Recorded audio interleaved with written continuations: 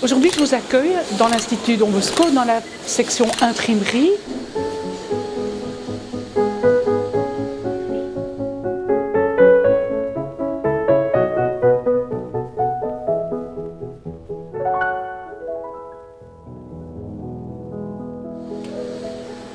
C'est une journée porte ouverte, tout le monde est là, tout le monde est accueillant. Et je viens d'interroger un jeune prof qui est tout jeune, qui donne cours en électricité, en 3e professionnel, vraiment les classes les plus dures. Les jeunes qui ne savent pas trop ce qu'ils veulent, donc ne connaissent pas bien leur orientation. Et ce jeune enseignant me dit, vous savez madame, j'ai beaucoup de bonheur à être ici. C'est ma 2e année, je suis très heureux ici. Alors je dis, mais je vois que tu es très enthousiaste, que tu es heureux. Alors il dit, mais ici c'est une maison, c'est pas mon lieu de travail, c'est une 2e maison. D'ailleurs on parle souvent des maisons Don Bosco, on ne parle pas des écoles Don Bosco. Nous voulons vraiment être une école accueillante avec tout le monde et n'exclure personne. Mais nous sommes clairs aussi. À toutes les réunions de parents, vous avez inscrit votre enfant dans une école chrétienne. Et donc, nous allons proposer en tous les cas la lecture de l'Évangile à vos enfants. Maintenant, on ne va pas l'imposer, on va le proposer et le faire avec eux et ils seront encore libres.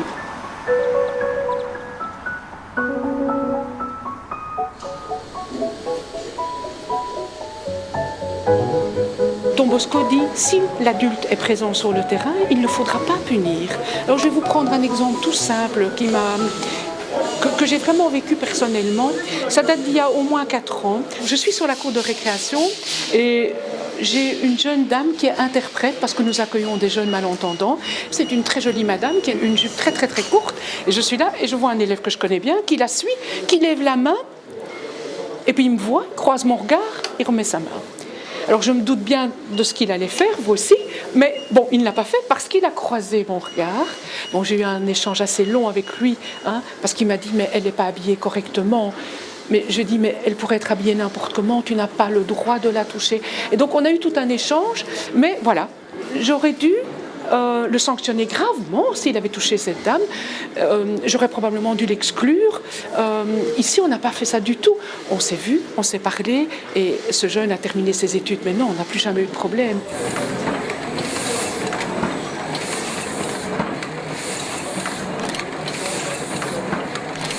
Quand on repense à la fin du 19e siècle où Don Bosco a débarqué dans les rues de Turin, a essayé d'animer ces jeunes et de leur trouver un emploi, on vit exactement les mêmes changements dans la société aujourd'hui, crise économique, des jeunes désœuvrés.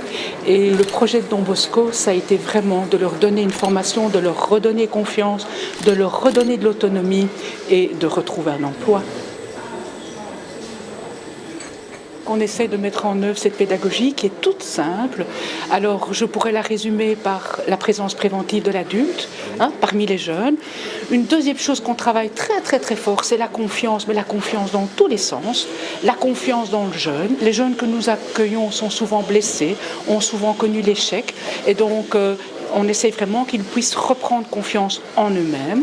Et la dernière chose qu'on essaie de mettre en œuvre, je dirais un petit peu aussi en fonction un petit peu de sa vie aussi à soi, c'est vraiment de pouvoir donner aux jeunes l'impression, le sentiment qu'on les accepte comme ils sont et donc qu'ils se sentent aimés. On ne doit pas le leur dire, mais ils doivent le ressentir dans leur quotidien.